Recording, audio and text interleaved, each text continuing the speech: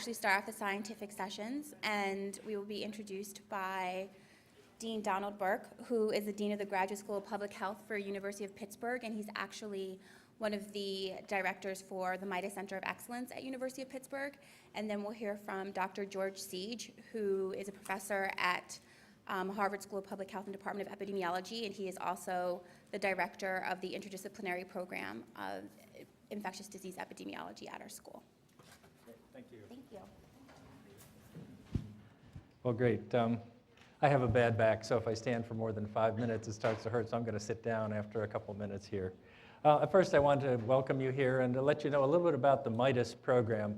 The MIDAS program stands for the Models of Infectious Disease Agent Studies. It's funded through the National Institutes of Health and is a national network of scientists where we do research for computational and mathematical modeling to prepare the nation responding to outbreaks of infectious diseases, whether deliberate or natural.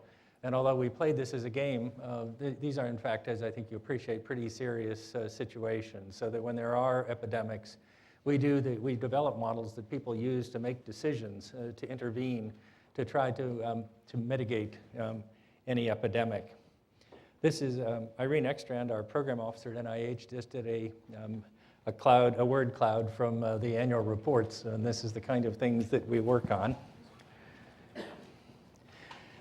So why do we model? There are a number of reasons to model, but there are three main purposes. First is to look backwards, to understand the past, and to understand and explain disease dynamics, that you can do the statistical inference and then the simulations to see if you can understand what happened before. Then you can use that information to predict forward into what could occur in the future for prediction and preparation against possible future epidemics.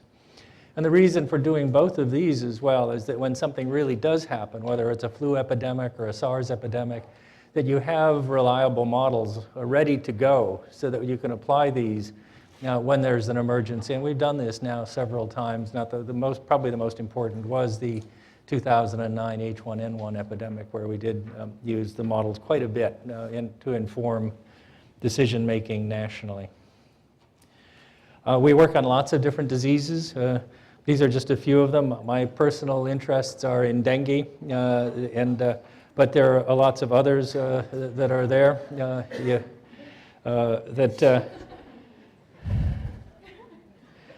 and here is the network of the MIDAS. There are two centers of excellence. Mark Lipschitz directs the Harvard Center, and I do the one at Pitt.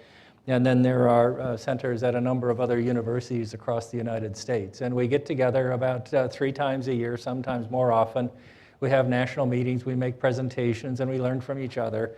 And it really is a terrific set of collaborations. These are my friends now. I didn't know them before we started the network, and now we know each other pretty well. And it's a real learning community. And full credit goes to our program officer at the National Institutes of Health, Irene Ekstrand, who keeps us together. As you can imagine, this is both collaborative and competitive at the same time, and yet we manage to retain that kind of balance. Well, I really believe in education of young people. If you doubt me, here are my daughters, Jessie and Cassie. Well, Jessie was 4 and Cassie was less than 1. Jessie is now an associate professor of public health, does behavioral and community health sciences. Cassie got her MBA. And I don't know if you can read the book that they're reading there. Can you read the title? All right. So if there's any doubt about my commitment to the education of young people, let this put it to an end. So with that, please take over.